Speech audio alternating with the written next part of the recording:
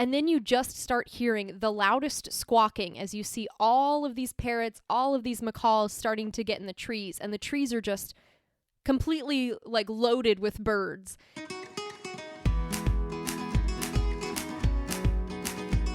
Hello and welcome to the Worldwide Honeymoon Travel Podcast, the podcast that talks about all things couples travel, including destinations, tips, advice, and more. I'm Chris. I'm Kat. And this is episode number 169.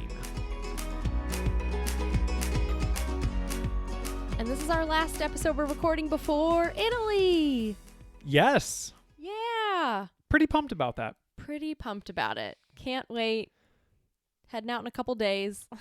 Yeah. Yeah. You know what else I'm really pumped about? What? The fact that we started watching Survivor. Yes. I don't know how it popped up on, was it Netflix? It was. Okay. And there's only like 2 seasons. There's like season 16, which was Fans versus Favorites, which I believe I saw in high school.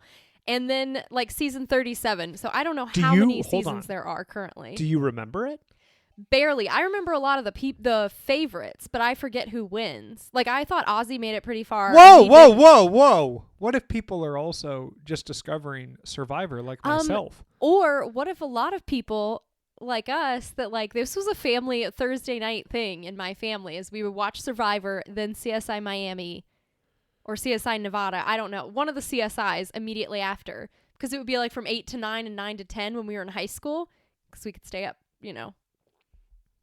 later at that point. So we'd be like, oh, Thursday nights we would like eat dinner and then like sit and watch Survivor and like all this stuff. I had never watched an episode of Survivor until this past weekend. I knew you would love it because you also love, was it The World's Toughest Race? Yes. The one in Fiji? Yes. You were obsessed with that show. Loved that show. So I was like, there's no way he's not going to like Survivor because it's very similar in ways. I mean, it's not as tough as like The World's Toughest Race. Not even close. But yeah. Yeah. I mean, it is, I don't know. I really like it. We binge watched like half of the season, the Fans versus Favorites, yesterday. It was a wonderful day. And Christopher's like, we have to finish it. We need to know who wins the $1 million. Yes. It is such a good show. I cannot believe that show. I have never watched an episode of Survivor.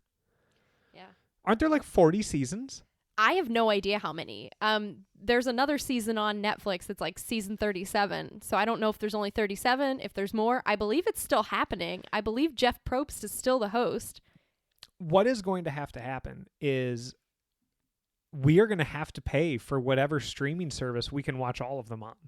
I bet it's on like Peacock or Hulu or something. I bet it's on like Paramount Plus. No, or okay. like one of those. It's on like ABC. Like it's on like a pretty mainstream news channel that you get like a lot of those shows like Amazing Race and like all that stuff. Oh, I like Amazing Race. Yeah, so I feel like we could probably get it on Peacock or something if we wanted to. We'll have to look. Yeah. We'll have to look. Anyway. What else happened this weekend? Christopher finally held up his end of the bet. There's a little bargain here. The NCAA tournament bet. Christopher made his shoe buns. And you did such a great job. Do we still have any or did you finish them today? Why did you ask it like that?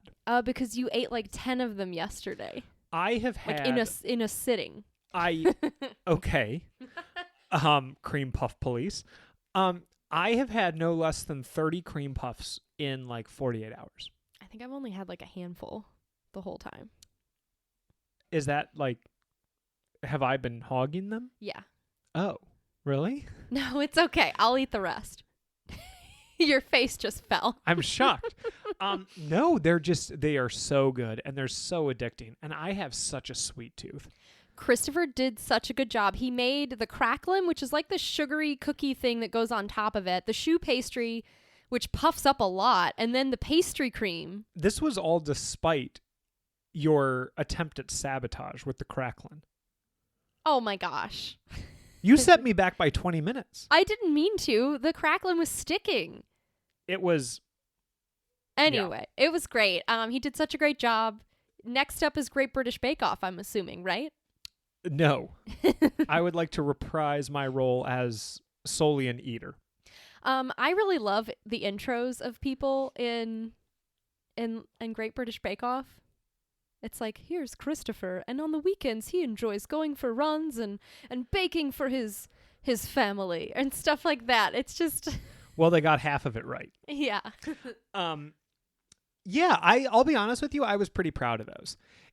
It was a recipe that was, I'll be honest, a nightmare to make by It was oneself. a lot of steps. Yeah. It would have been so much easier if both of us were working on it. Like, it's something that I would make again, but every time I bake, I like have more of an appreciation for it. Right? It's not as fun as cooking. So, yeah. And yeah, so let's fast forward to that. After I'm done with the cream puffs, then I mean, toot toot here. That was my own horn. Pretty killer risotto. Yes, you did a great job. It was, yeah. I mean, I lived in the kitchen on Saturday. It was a lot. Lived in front of the TV watching Survivor yesterday. So all in all, pretty It's solid about weekend. balance. What was your highlight from the weekend? Oh man, I really enjoyed having a lazy Sunday. But I would say dinner was great. Dinner and watching a movie on Saturday night. It was good. It was nice to get our international date night, kind of at home date night, back up and running. Okay, I was going to say doing nothing, opting for a day of sloth was better than my efforts. No, you did a great job, and I'm very impressed. Offensive.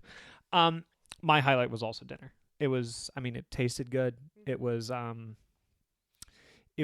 nice to reap the rewards of my efforts. So, yeah, solid. Anything else you want to chat about before we jump into today's episode? I don't think so. Okay. Yeah. So last episode 168, we talked all about a North America bucket list. And what we did is we listed our top 3 experiences that we personally have had, not necessarily together, on the continent. And then our top 3 travel experiences that we want to have. So we're going to do the same thing for South America here. Now, we have been to less places in South America than we had in North America. And in fact, each of us has only been to one country in South America, and that is Peru. And that's about 7% of South America. Yes, yes. If you are looking at the BIN app. Yes. So that being said, I would not be surprised if we had an identical top 3. Okay? Okay. That we've had. I think that you would be remiss to not easily guess one of my top 3 that I want to have, or that someone should have. Yeah. I don't think there's a chance on God's green earth. Okay. I will say. And just to for the other 2. Just to explain this to you guys, our bucket list here is 3 places that we have been to that we highly recommend for your bucket list, and 3 additional places we have not been to, but it's on our bucket list, and we're sharing it with you guys to maybe add to your bucket list. Exactly. Yes. All right. And you can go first this week since I went first last week. Okay. I will start with my number 3 experience that I have had, and that is visiting the Sacred Valley in Peru. The stunning scenery, the stunning history, all of the different ruin sites, all of the different functions of all of the different ruin sites. And I think let's just talk about the top 3 together, because I'm pretty sure we have the exact same top 3. What's your number 3? Sacred Valley as well. What's your number 2? Machu Picchu. What's your number 1? Tambopata. Let's talk about them together. Let's just talk about them together, because again, we've only been to one country in South America, so this is our experience. All of them very bucket list worthy places. So the Sacred Valley, I loved the route that we ended up taking. So we started with going to Chinchero and seeing these other ruins here and a colonial style church. The mountains were absolutely stunning from there. We saw a market. We had a kind of weaving demonstration and stuff, and how they make their alpaca wool. And then we went to Moray, the agricultural ruins, which I think are just fascinating. That was one of my favorite stops. Moray? Yeah. Yes, with all of the concentric circles, all of the different crops that would grow at different levels based upon the tiny little microclimates, based upon where the sun would hit each concentric circle at which parts of the day. It was just fascinating. It really was.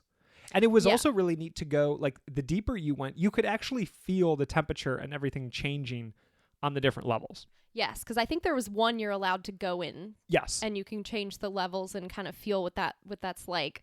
And it is neat. They actually put in soil from different parts of Peru, and it was a big agricultural experiment to create microclimates that go deeper and deeper into the mountain. And yeah, you're right. It feels different. So they could grow different things from around the country. And yeah, I mean, they're not the land of potatoes for nothing. I think they have 4,000 different types of potatoes come from Peru. Yeah. Yeah. The salt flats or the salt mines. Yes, Maris salt mines. Yes. That is such a unique stop. If you guys can add that, we went through Flashpacker Connect. It is a custom tour that you can do now, but they are very happy to arrange that for you. Make sure, if you can, to go to these salt mines because it's not crowded. It wasn't crowded when we went. Absolutely stunning. It's basically these they're Incan ruins, I guess, but they're also still in use today. But they're these little salt pools, thousands of them, built in the side of these mountains. And that's how they make their salt. There's a salty river. They drain it into these pools. It dries, creates salt, and they wash it several times to get normal salt. And that's where you can get famous Peruvian salts. Very good. And it's really neat. There's people that still run them and work them. Yeah. You can purchase salt while you're there. You can purchase candy while you're there with salt in it and all sorts of salty products. Yeah. It was absolutely incredible to see. It really was. Yeah. And then our day ended at Ollantaytambo. You're killing it now. Yeah. Yep. I worked on that one. There you go. That was also a really neat ruin area. All of the I would say that was maybe some of the best history on the tour, just because of the different functions or the different purposes for the different like orientations of the blocks. Like, do you remember the one part where there was like the entrance, and depending upon the height of the blocks at the entrance, only certain people could go through there, and it was fascinating. And then if the ruins themselves aren't fascinating enough, you turn 180 degrees, look behind you, and you just see for miles. Yes, in between all these mountains, and it's just crazy. It really is. I can't remember. Was it to the sun god? There was like a sun temple at the top that you could visit. The blocks are massive. There's no obviously they're not nailing it in or doing anything like that. They fit together in such a way. They carve the stones in such a way to fit together, and it's last through, that Peru gets earthquakes, and it's lasted through all of that. It's very, very sturdy.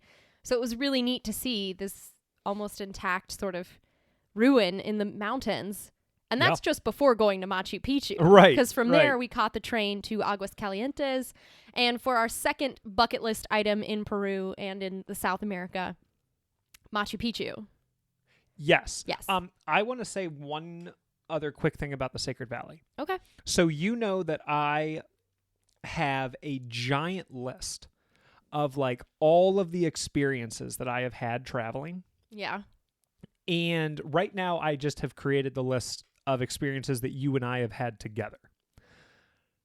The Sacred Valley ranks number 11 out of 100 plus things that we have done. So that is number 11, and that is the lowest of the 3 on this list. So these are all top tier. Yeah, really, really cool. But Machu Picchu, which is my number 7 on that list. But number 2 on the South America list. Yes. Describe the feeling that you had when you went through the gates and you first saw Machu Picchu. It was nuts. I mean, because you see the stereotypical, you see Huayna Picchu on the other side. So the big mountain that you see on the other side is actually Huayna Picchu, and Machu Picchu is the mountain you're standing on. And it's crazy how, first of all, you see the big photo with that mountain in the background and all the ruins, but to be able to walk amongst them, to see the different temples where the priests lived, where the market would have been, where there's the thing that tells time or different things like that. That was That was really, really cool. And then you also have the mountains are surrounding it. Like, it's in the middle of the mountains. So you actually look at different angles and see mountains everywhere. Yes. I will seek out places or be called to places that humble me, that really put it in perspective, like how small of like a little speck I am, right? And Machu Picchu was one of those things. Looking at the location, looking at all of these structures and thinking, how on earth did they get all of this there?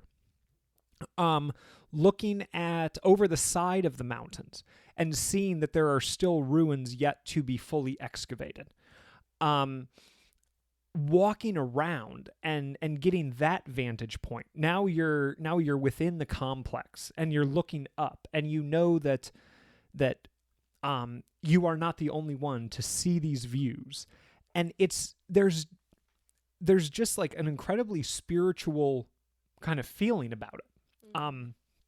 There's a reason that it's one of the most like sought after attractions in the world, like sought after experiences, right? It's well deserved.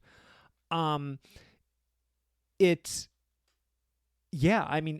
hard to put into words the feeling that you have, because it's both awe-inspiring, it's incredibly humbling, but there's also like a thirst for more, right? Like you want to know more. You want to know what was happening here and here and here. And as you're walking through it, and highly recommend Flashpacker Connect, like you said, or at least a guided tour, because one that uses a local guide too, because our guide was a historian or a history major. Incredibly knowledgeable. Knew so much, and it was so insightful to listen to him and to hear about it. It was, and as you're walking around, like, yes, the walls are lower than they were, right? But you start to be able to kind of imagine how it was. And when they're like, oh, and now you're in a bedroom, you're like, okay. And you can kind of imagine those walls like going up, and it was just incredible. It really was. Well, and didn't they also had a replica type building of what the thatched roofing and all that stuff would have looked like in that time, at least like the roofing and like what the house would have looked like, and that was a really neat thing to see as well. It was.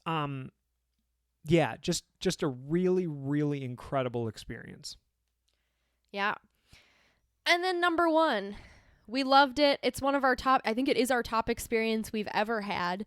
Yours as well? Yeah. It is my number 1 ever. Tambopata Research Center, or the Amazon in Peru, specifically Tambopata National Reserve. Yes. So the Tambopata National Reserve, again, is a humbling experience. Yes. So you're in the middle of the Amazon rainforest in Peru. Yep. We saw so much incredible wildlife. Trees that will dwarf you. Yes. Like the roots are taller than you. Like that was humbling. Yes. Animals and birds and reptiles and everything. We saw 2 jaguar by the river. So many capybara, which I love. It's countless the amount of wildlife we saw. I believe we saw Uguti just from our room. We saw that. Yes. And it's one of those experiences where you very quickly recognize that you are no longer in your element.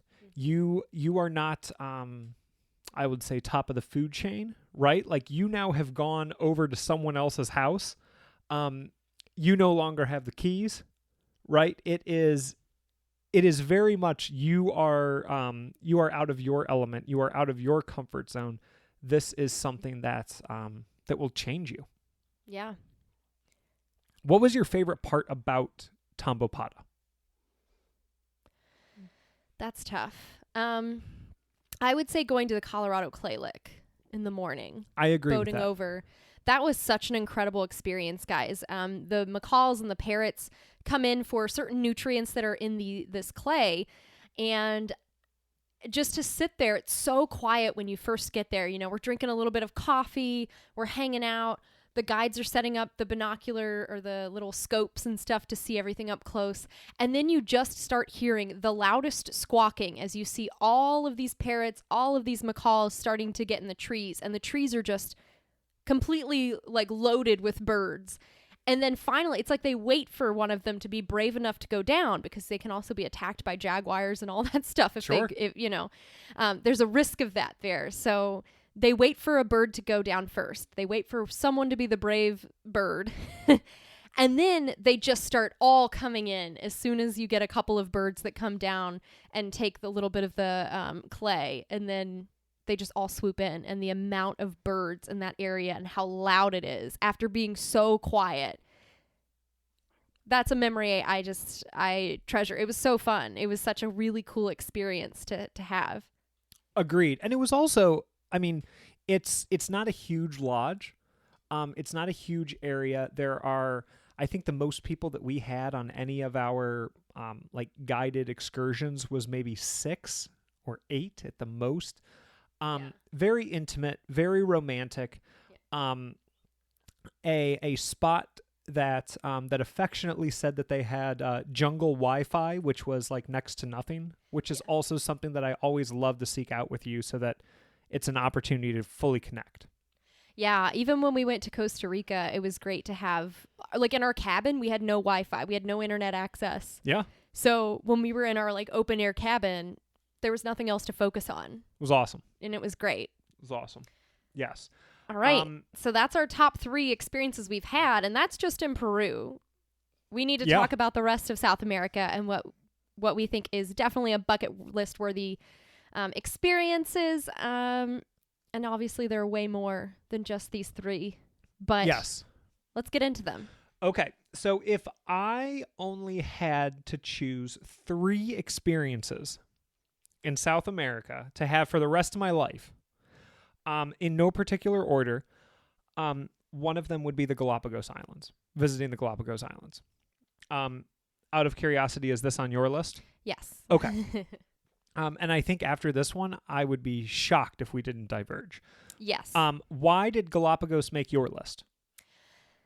Well, I had a couple friends that went recently, and and they loved it. But I mean, you hear about the Galapagos growing up, the diversity of wildlife. You've got the seals, you've got the iguanas, you've got the birds, you've got so many awesome things to see, and their different islands offer different things, and they're not that far apart, and it's just such a diverse and unique part of the world that you're not going to see certain wildlife anywhere else. And I think that that's a really unique thing to do. I agree. It's one of those locations that for me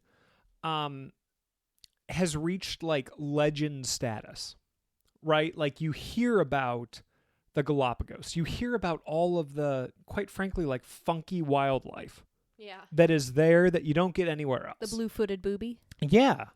I mean, the Galapagos tortoise. Yep. Sure.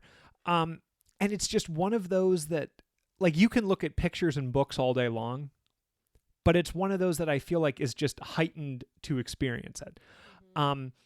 I tried to get my family to go to the Galapagos hardcore back in 2015. Yeah. 2015, It was when we were dating, because you had talked about it, and I was like, oh, I'm so jealous. Like the whole time I was like, dang, I'm really jealous. Yeah. Because I really want to go too, but we did not go. It didn't. Yeah, you guys didn't end up going. We did not end up going, but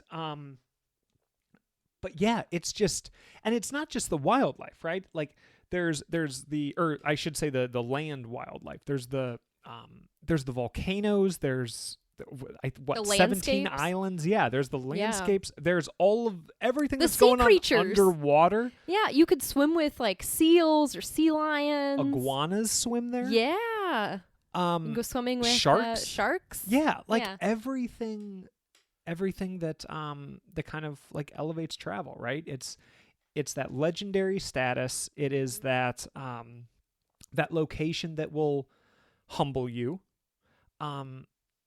And yeah, it should absolutely be on your bucket list. What is your next one? And let me ask you this. Start with the country. Argentina. Patagonia? Is that on yours? No. Okay, yes. Or actually, no, it's like Chile/Argentina Patagonia area. Okay. Not mine. Okay. I guess Chile specifically, because it's Torres del Paine. Yes. Okay. To go trekking in Patagonia. I think that would be such a cool experience. The mountains, We certainly love going hiking, especially in the mountains, and I just feel like that's a whole other level going to Patagonia and seeing that. But yeah, to be able to experience that between Chile and Argentina and to go hiking and to see Torres del Paine and the lakes and the mountains would be a really, really cool, unique experience to have. So why specifically Torres del Paine? Because I think that's like the iconic... Parque Nacional? Yeah, it's the iconic, when you think of Patagonia, that's Sure. what you think of. That photo, what you're picturing in your mind with the very jagged mountains. With the logo? No. Not the brand, the actual location of Patagonia. When you think of that, you're thinking probably of Torres del Paine, right? How do you say it? Torres del Paine? Paine. Paine. Okay. That's what you're thinking of. And I really would love to see that and to experience that firsthand. Awesome. Yeah. So would you just want to spend time there? Would it be like that is part of a further trek? Like, is it a multi-day trek? Is it a visit there with kind of like a home base, like a cabin or something in the evening? What is your ideal? Why is that on the list? I believe that they do have multi-day treks, but there are cabins like on the way. Oh, cool. So that would be kind of nice. So not like Appalachian Trail roughing it. It's like you stay in a cabin along the way at night. I mean, it's probably not super fancy, but you're staying in that. And you can book that through like tour companies too, which is what I would do. Yeah. Just lug behind that case of Carmenere that you just bought in Chile and Yeah. crack it open. Well, you can hire a porter, which is nice. Awesome. Yeah. Probably get wine after though. Yeah. Maybe. So that was one of my contenders. I had that written down, but two others beat it out. Okay. So the next one for me of experiences yet to have experienced, I guess. I have not been there. Okay. Is Easter Island. Oh, that's a good one. Okay. 6-hour flight from Chile. And I think we're probably all familiar with Easter Island, but it is the gigantic chiseled stone heads called Moai. Why are they there? Like, what are they doing?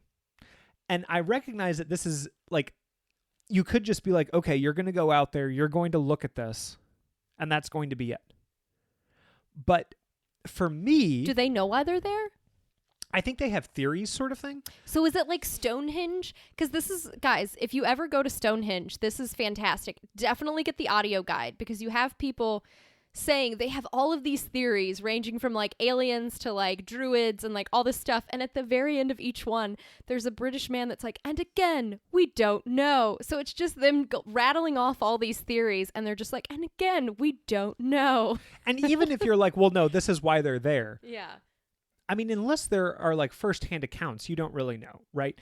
Yeah, but exactly. It's one of those things for me, somewhat similar to Machu Picchu, that it's it's magnificent carvings, it's magnificent structures.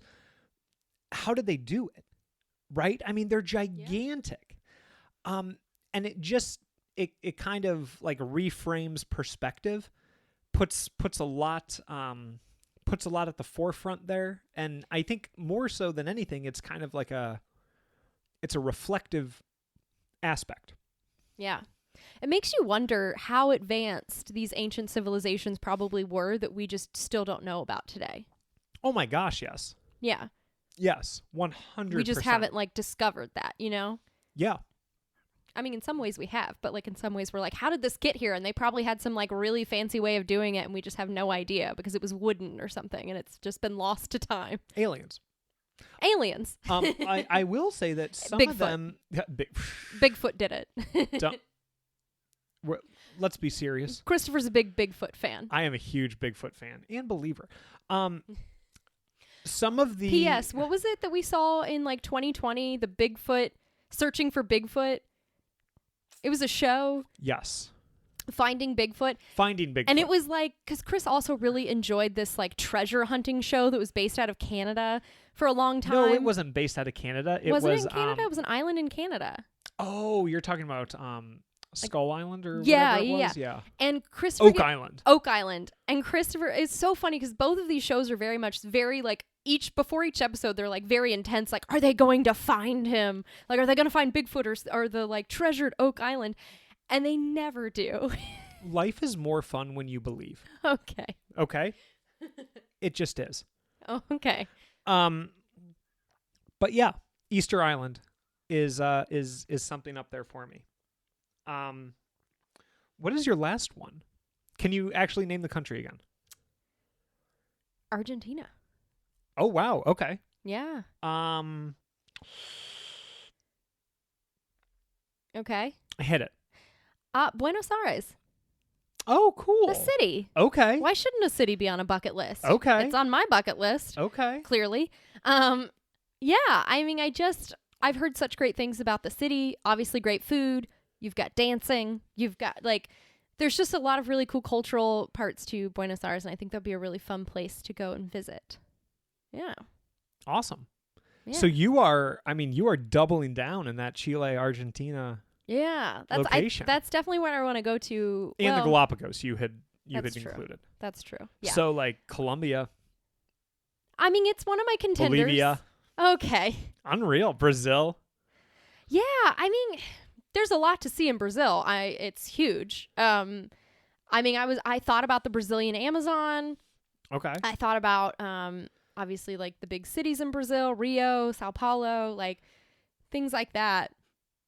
But I don't know. I just feel like Buenos Aires seems like a very fun cultural city to go and explore. Awesome. Yeah. Awesome. I feel like there's like this almost like sort of like a fantasy draw to Buenos Aires.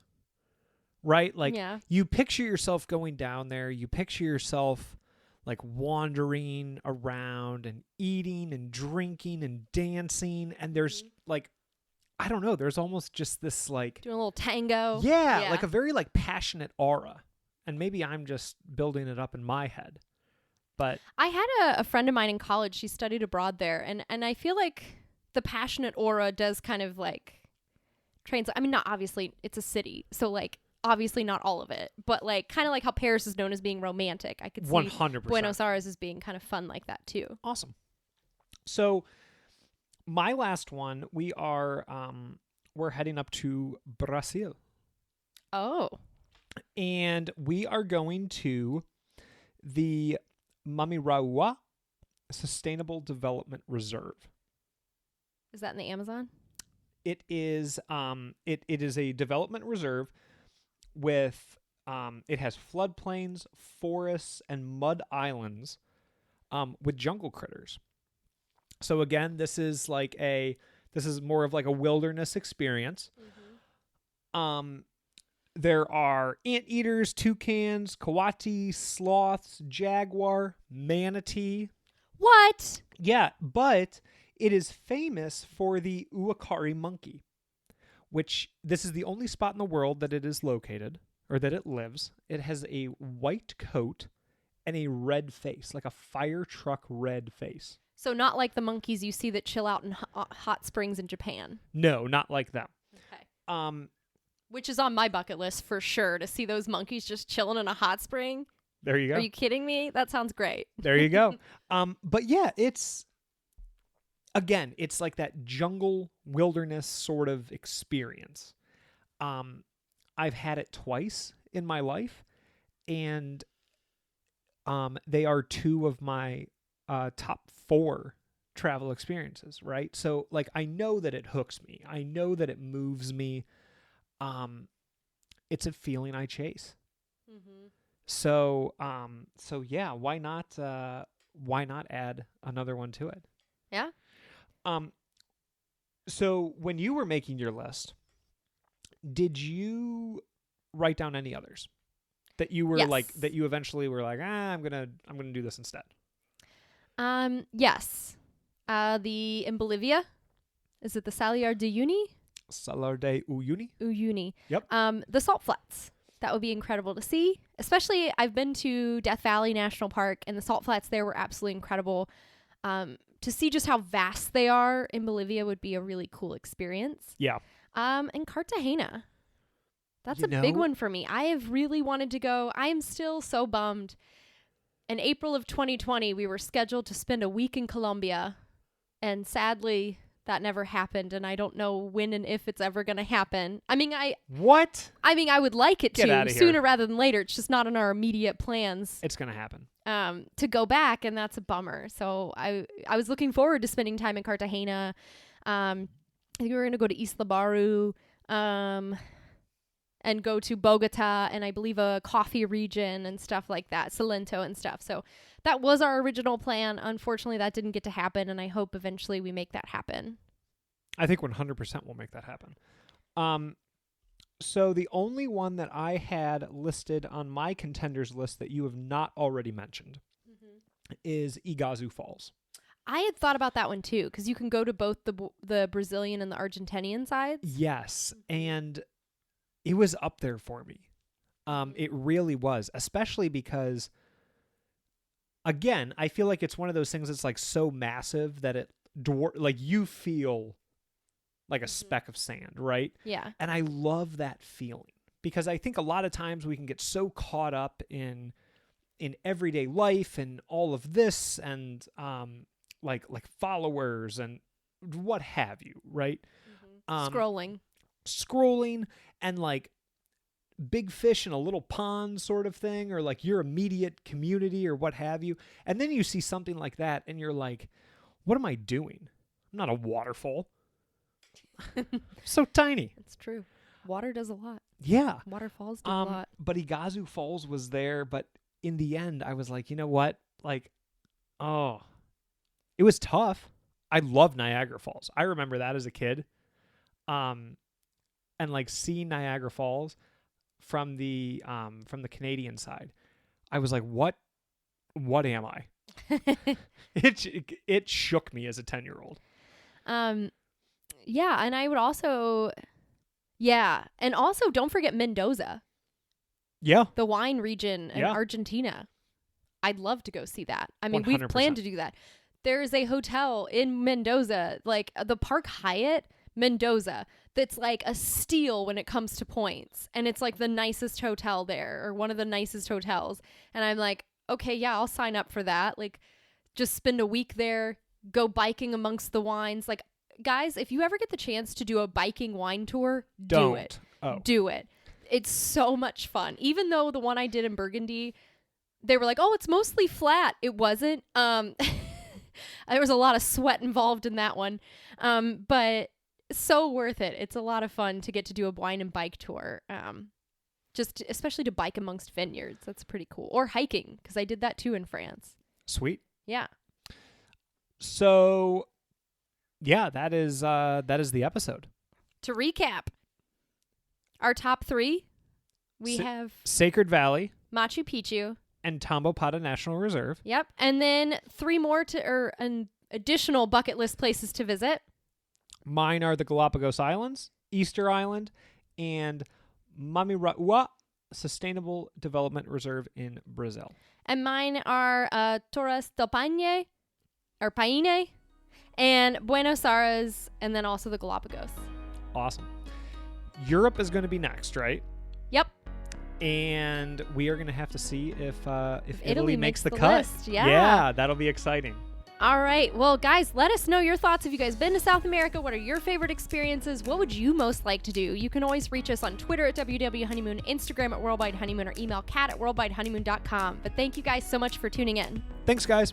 Thanks for tuning in, and don't forget to rate and review our podcast. It takes less than a few minutes and really helps other people find us. Also, if you're enjoying this awesome free information on both the blog and podcast, when you're booking your next trip, head over to worldwidehoneymoon.com/resources and use the links provided.